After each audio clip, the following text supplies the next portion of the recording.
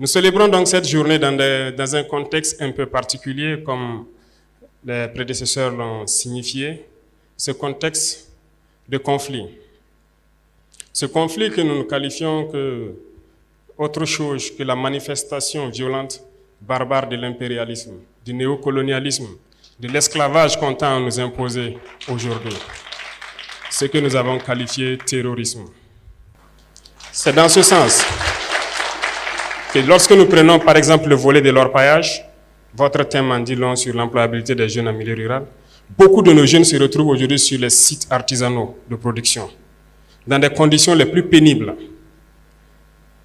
C'est peut-être ce qui s'est passé en Europe ou en Amérique dans les années 1800, lorsque les hommes rentrent eux-mêmes dans des galeries, qu'ils creusent eux-mêmes pour sortir le minerai.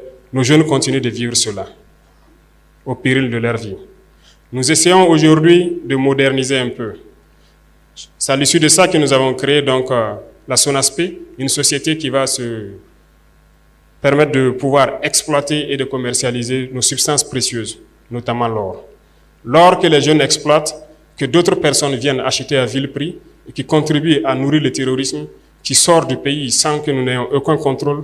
Nous avons décidé de créer cette société pour essayer de reprendre le contrôle de nos sites miniers et pouvoir permettre aux jeunes qui y sont de produire de façon plus mécanisée et plus respectable. Parce que cette lutte que nous avons aujourd'hui contre le terrorisme ne se fait pas uniquement par les armes, mais également par le développement. Tant que la jeunesse n'aura pas d'emploi, elle sera toujours tentée d'aller vers là où c'est facile d'avoir de l'argent. Et c'est ça aussi qu'il faut combattre. C'est le lieu pour moi de rendre hommage donc à tous ces jeunes qui se sont engagés sans état d'âme, comme VDP, qui sont aujourd'hui sur le terrain, sous la pluie, sous la brume, dans la boue, partout où on les demande de partir, ils se battent sur le terrain pour essayer de récupérer nos terres et donner donc à ce pays ce qu'on appelle l'intégrité territoriale. Et chacun à son niveau doit donc pouvoir aussi, à défaut de prendre la Kalachnikov, prendre autre chose pour participer au développement de cette patrie. Et ça, nous ne comptons que sur vous les jeunes. Je disais tout de suite donc aux parrains et à la marraine que j'allais forcer la main à ces grands opérateurs économiques du pays, et je pense que certains sont là. Donc apprêtez-vous, on va vous forcer la main pour créer des initiatives donc pour les jeunes.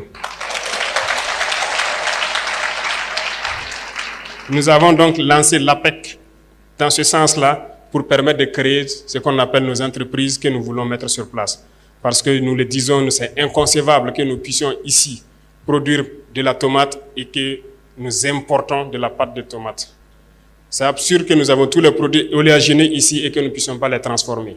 Nous avons lancé cela et je vous invite à souscrire massivement parce que nous allons créer nos entreprises ici sur place et développer. Certes, des esprits impérialistes pourront essayer de vous détourner de l'objectif, mais écoutez, visez loin, visez très loin, réfléchissez et voyez ce qu'on va faire. Parce que le combat que nous menons, ce n'est pas uniquement pour le Burkina Faso, mais c'est un combat pour toute l'Afrique. Il est temps qu'on se réveille et que nous ne soyons plus amenés à traverser l'océan, à mourir pour aller chercher l'Eldorado tant vanté. On peut le créer ici. Mettez-vous au travail et je pense que c'est possible.